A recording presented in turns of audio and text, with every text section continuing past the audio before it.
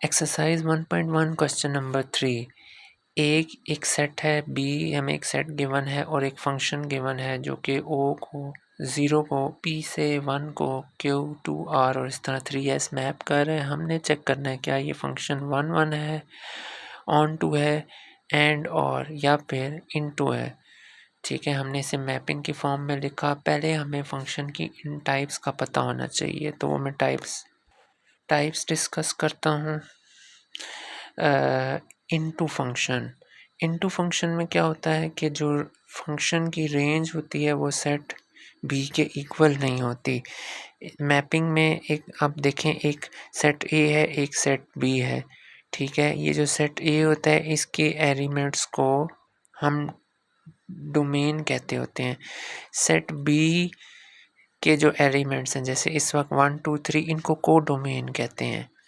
अब रेंज क्या होती है कि जो मैपिंग बी में मिल रही है, जैसे इस वक्त बी में 1 और 2 के साथ मैपिंग मिल रही है, तो 1 और 2 क्या है, रेंज है। तो कहते हैं जो फंक्शन की रेंज है वो सेट बी के इक्वल ना हो, तो इस वक्त क्योंकि रेंज में 1 और 2 आ रहा है जो कि सेट बी के इक्वल नहीं है, 3 भी शामिल है ना बी में। जब इस तरह की कंडीशन हो तो इसे हम क्या कहते हैं, इनटू फंक्शन कहते हैं। अच्छा, अब ऑन टू फंक्शन क्या होता है कि इसका सर्जेक्टिव भी नाम देते हैं हम।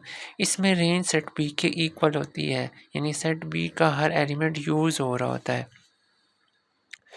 सेट रेंज क्या है, जो सेट बी पे मैपिंग्स आ रही हैं ना, और हर एलिमेंट यूज़ हो रहा है। अब तीसरी टाइप है 1 to 1, इसे हम 1 भी कहते हैं। ठीक है, अब इसमें ये होता है कि डिस्टिंक्ट एलिमेंट का डिस्टिंक्ट इमेज होता है। सेट ए के हर एलिमेंट का सेट बी में अलग अलग इमेज होता है। मतलब जैसे अगर आप ये देखें तो इसमें ये जो 2 है ये इमेज ए का भी बन रहा है और सी का भी बन रहा है। सी भी 2 से मैच कर रहा है और ए भी 2 से मैच कर रहा है। ठीक है, और फंक्शन होने के लिए शर्त ये होती है सी एक वक्त में 2 के साथ तो नहीं मैच कर रहा ना, तो ये फंक्शन है। लेकिन ये जो है ऑन टू है, और 1 में क्या है कि ये जो ए है ना 3 से मैप कर रहा है, अब 3 किसी और से ना मैप करे।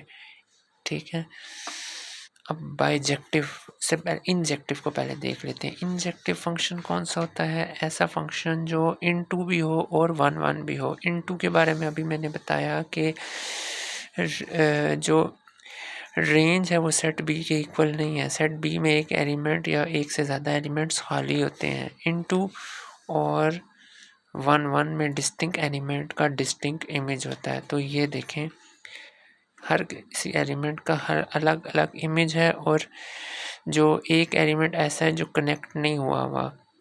ठीक है ना, कोडोमेन में 1 है जो कि इधर कनेक्ट नहीं हुआ, तो ये इंजेक्टिव है क्योंकि ये इनटू भी है और ये 1 भी है।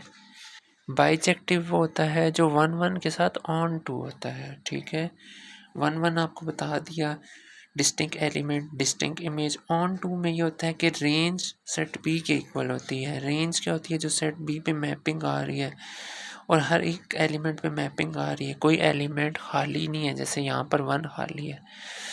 तो ऑन टू है क्योंकि रेंज मुकम्मल यूज़ हो रही है, और ये 1 भी है, डिस्टिंक्ट एलिमेंट का डिस्टिंक्ट इमेज है। जब ये दो कंडीशंस हों, ऑन टू हो और 1 हो, तो उसे बाइजेक्टिव फंक्शन कहते हैं।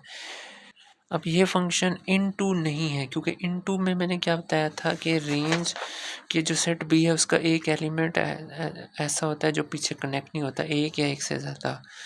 तो ये इनटू नहीं है। ऑन टू क्यों है, क्योंकि ऑन टू में रेंज जो होती है सेट बी के इक्वल होती है, सेट बी कम्प्लीटली यूज़ हो रहा होता है, तो ये ऑन टू है।